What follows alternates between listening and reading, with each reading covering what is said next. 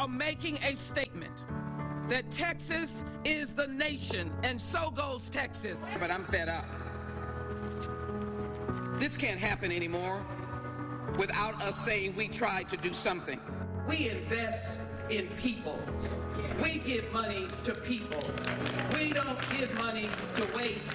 We give money to people. We know when the carpenters are building, good things are happening. It means that jobs are being created. It means that good quality homes are being created. Good quality buildings are being created. And it's being created by putting in the hands of Houstonians and Texans and Americans good tools and good training. Because we in the Congressional Black Caucus have always stood for what is right. The array of people from every neighborhood, every work, every advocacy, every language, every ethnicity, every religion, no matter what your economic status is, to me, you are the most important person that I've ever met. Incredible. Welcome back to The Factor Uncensored. Tonight we're honoring and remembering the life of Congresswoman Sheila Jackson Lee. Over the weekend, a hero and legend died after a battle with pancreatic cancer. She was 74. Congresswoman Lee served the Houston area for nearly 30 years.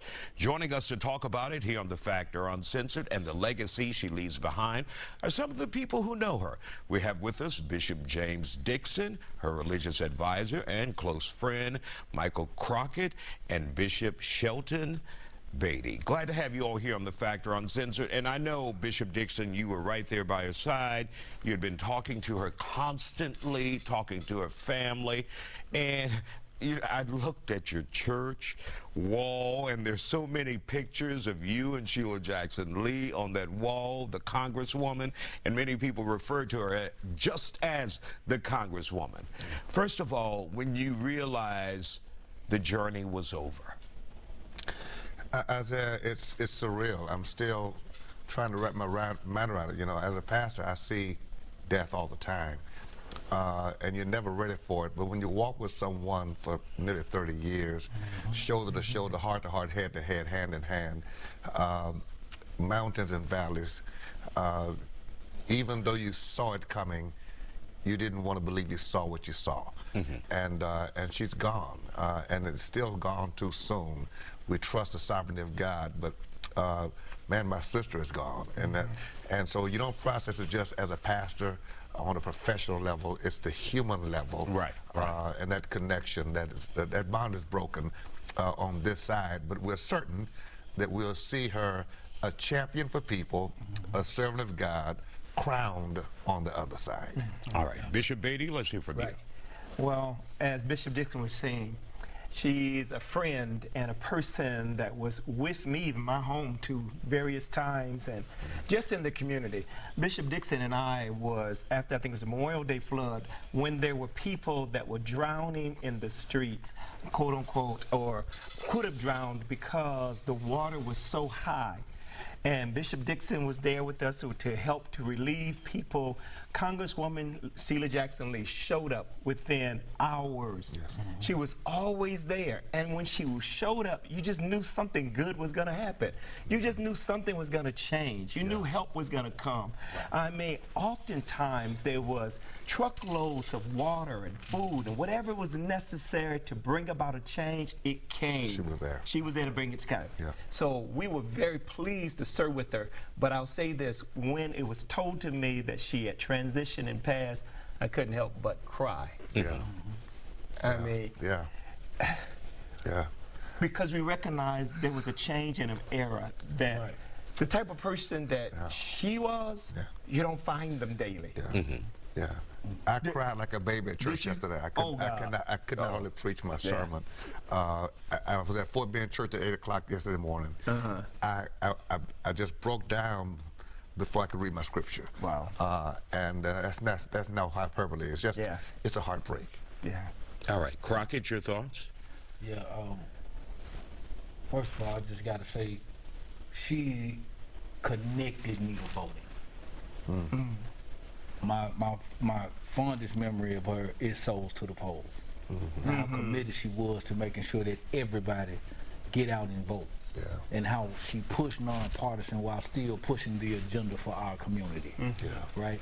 I remember so vividly when we had the event with Dusty Baker. And I brought Lil Crockett and all his partners out there, you know, to come meet Dusty Baker. Well, the greatest, fondest memory they have is meeting Sheila Jackson Lee. When she saw the young people, she stopped what she was doing and had a 30-minute conversation with my son, just to connect with him and his friends, to teach them how government can impact their lives directly. And he, at that time, he was like 13 years old, right? So him and all his peers. So when it comes to supporting her vision, and she taught me how to actually support an elected official. Right, so I learned so much from her directly, but in this short time. And I remember we were at the George R. Brown with Bishop Woodard,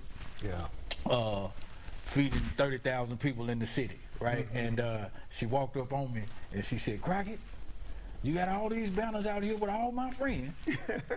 You need to put me on one of these banners now." Right? And that's her. That's her. And we're going to fix your mic really quick, but I want to say this to you too and get your response, Bishop Dixon. It's hard to claim exclusivity with her because she was, like you said, she was at my home. She was at my house. Not really my house, but everybody, some people can say she was at my house. Right. Or she was at my wedding. Or she was at my baptism. So it's hard to claim exclusivity on her. Everybody's anniversary, church anniversary, and all of that. Someone said, whose church was she a member of? That's the real question. We all say mine. Right? We all say mine. But Isaiah, and I travel a lot. People around the nation call her their congresswoman. Yeah, that's true. How is our congresswoman? That's true. And I'm in Lynchburg, Virginia. How is our congresswoman? I'm in Milwaukee. Because she served in such a way that her shadow extended far past the boundaries of District 18. Correct. So true. And that's the woman. I mean, she would call me and say, "Hey, where are you?" I said, "I am in, you know, so and so and so, so going to visit so and so." So she said, "What's the problem?" I said, "Well, they went so and so." She'll tell the driver, "Make a U-turn. We're going to meet Bishop Dixon to help these people." We'll be right back with you guys. We'll be back with more Factor in just a moment, and we'll continue talking about Congresswoman Sheila Jackson Lee. Don't go anywhere.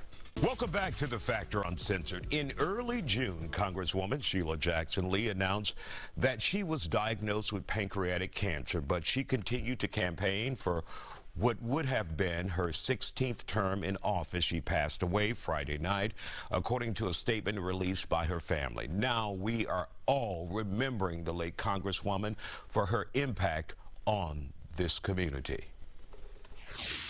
We are here today to stop the fear and panic that is going on in the community.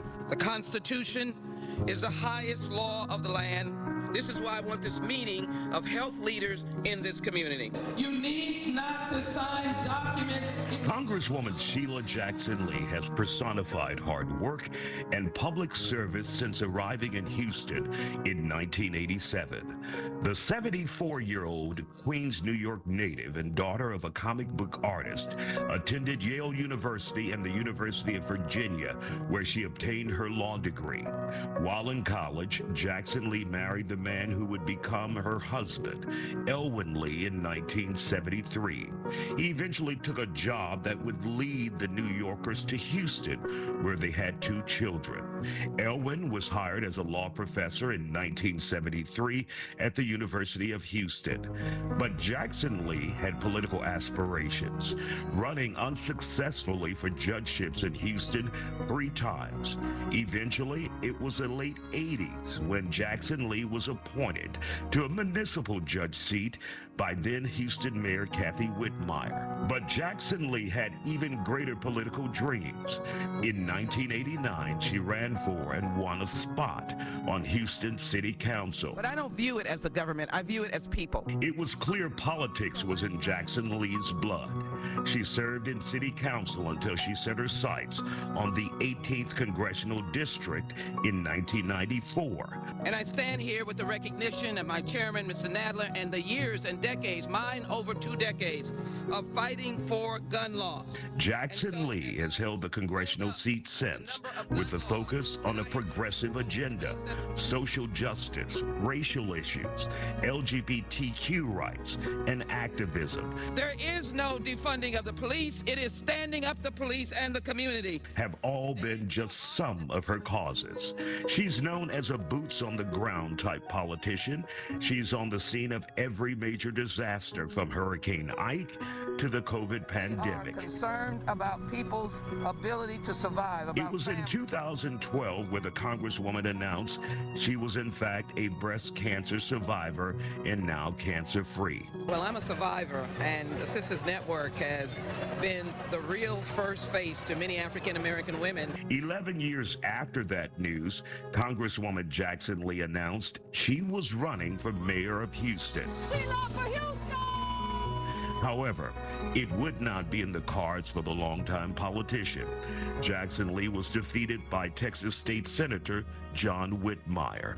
I hope you will allow me to continue to work and serve you as I have done in the past. Jackson Lee turned her focus back onto the 18th Congressional District, where she held on to her seat despite a strong challenge. Shortly after that win, the Congresswoman announced a familiar and dreaded illness had returned.